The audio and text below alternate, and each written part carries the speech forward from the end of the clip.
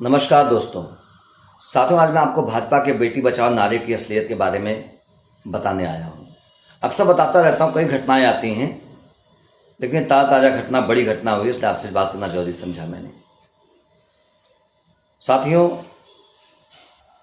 आप इस तस्वीर को ध्यान से देखिए। ये विकास बराला है। ये हरियाणा के बीजेपी सांसद सुभाष बराला का बेटा है और साथ ही एक आईएएस की बेटी के छेड़खानी, पीछा करने, धमकी देने, उसके मॉलेस्टेशन का आरोपी है। अंडर ट्रायल क्रिमिनल है। उस अंडर ट्रायल क्रिमिनल को भाजपा सरकार ने हरियाणा सरकार का असिस्टेंट एडवोकेट जनरल AG बना दिया है। मतलब हमारे यहाँ भोजपुरी में कहावत चलती है कि डोली की रखवाली छिनार के हाथ में दे दी है। माफ कीजिएगा शब्द के लिए, लेकिन कहावत यही सटीक बैठ रही है। जो आदमी खुद महिला उत्पीड़न का आरोपी रहा, उसको अपने ऐसी जगह बैठा दिया, उस सिस्टम का इस्तेमाल करके अपने आप को बचा ले। और चालाकी देखिए भाजपा सरकार की कि वो चाहते हैं कि उनके लोग ऐसे कारनामे करने के बाद बचे भी रहें और लोगों को पता भी ना चले। तो उन्होंने विकास बराला की जगह सिर्फ विकास लिखा और उसका पता फतेहाबाद, चंडीगढ़ लिख दिया। लेकिन वो सोचते हैं कि दुनिया आज भी इस तरह आदमी में जी रही, जहां वो ले जाना चाहते हैं लोगों को। लेकिन टेक्नोलॉजी का ज़माना है, चीज़ें खुल जाती हैं, पता लग जाती हैं। और जब बात सामने आ गई, जब इस पर सवाल उठने शुरू हुए, तो देखिए हरियाणा के मंत्री का कितना घटिया और नीच बयान आया है। इतना नीच बयान कोई नेक माँ और एक बाप का बेटा तो नहीं दे सकता। जो आदमी कह रहा है कि अगर किसी का बेटा है तो क्या उसको 7 समुद्र पार भेज दें, अपनी योग्यता से आगे आया है।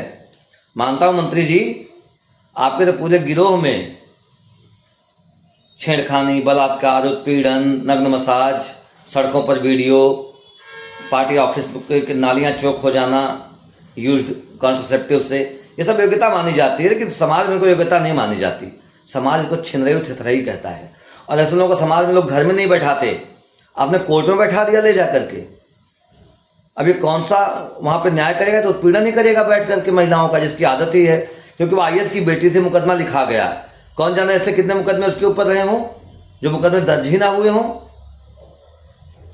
और उस पर इस बच्ची का बयान देखिए, इस लेडी का बयान देखिए जिनके साथ पीड़न हुआ था। उन्होंने कहा मुझे न्यायालय पर तो पूरा भरोसा है, लेकिन मेरी हिम्मत टूट रही है। भाई कैसे नहीं टूटेगी हिम्मत?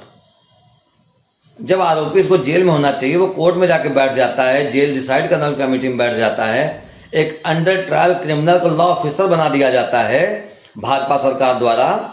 तो भाई आखिर कैसे नहीं हिम्मत टूटेगी? वैसे भी हरियाणा महिला उत्पीड़न के मामले में अक्सर बड़ी बड़ी खबरें आती रहती हैं।